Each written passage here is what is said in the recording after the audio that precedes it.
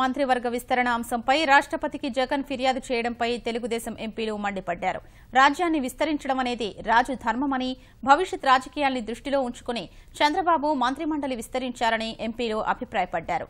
పార్టీలు మారిన వారు అన్ని పార్టీల్లో ఉన్నారని, దేశంలోని చాలా రాష్ట్రాల్లో మిశ్రమ మంత్రివర్గాలు ఉన్నాయని వ్యాఖ్యానించారు. లోటు బడ్జెట్ ఉన్న రాష్ట్రాన్ని అభివృద్ధి పథంలో తీసుకెళ్లేందుకు శ్రమిస్తున్నారని, ఈ క్రమంలో ఆయనకు సహకరించడం అందరి బాధ్యతని ఎంపీలు గుర్తు చేశారు.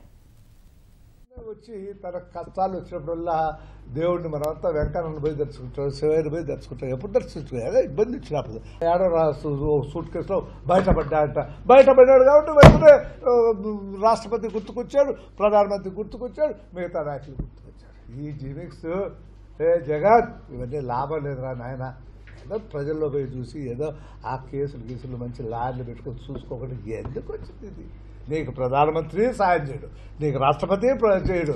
ఇవన్నీ కోర్టులో ఉండేటువంటి వ్యవహారాల్లో వాళ్ళు ఏం చేస్తారు పాప వాళ్ళు?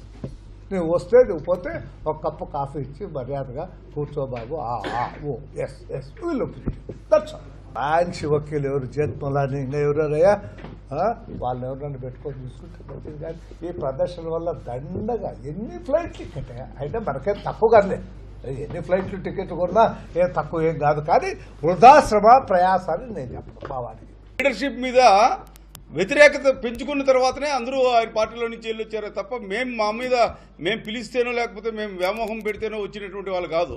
అతని మీద వ్యతిరేకతతో వచ్చారు, తెలుగుదేశం పార్టీలో జాయిన్ అయ్యారు. ఈ రోజు మంత్రులు కొంతమంది అయ్యొచ్చు. రకంగా ఆయన తాలూకా ఢిల్లీ పర్యటన తాలూకా వాస్తవాలు కూడా ఈ రోజు తీసుకుంటే ఎన్నో రకాలైనటువంటి అపోహలు ఈ రోజు మాకు కూడా ఉన్నాయి. సిబిఐ కేసులు ఉన్నాయి, ఈడీ అటాచ్మెంట్లు ఉన్నాయి, ఎన్నో కోర్టు కేసులు ఉన్నాయి. ఇటువంటివన్నీ కూడా పెట్టుకొని వస్తున్నటువంటి తరుణంలో ప్రతిసారి వచ్చినప్పుడు ఎలాగో వచ్చాం కదా, రాష్ట్ర ప్రభుత్వాన్ని ఏదో ఒక రకంగా ఇబ్బంది పెడదామని ఇక్కడికి వచ్చి అనేక రకాలైనటువంటి కార్యక్రమాలు చేయడం అనేది ఆయనకు కూడా ఒక ప్రతిపక్ష నాయకుడిగా తగదనేది కూడా తెలియజేస్తున్నాం.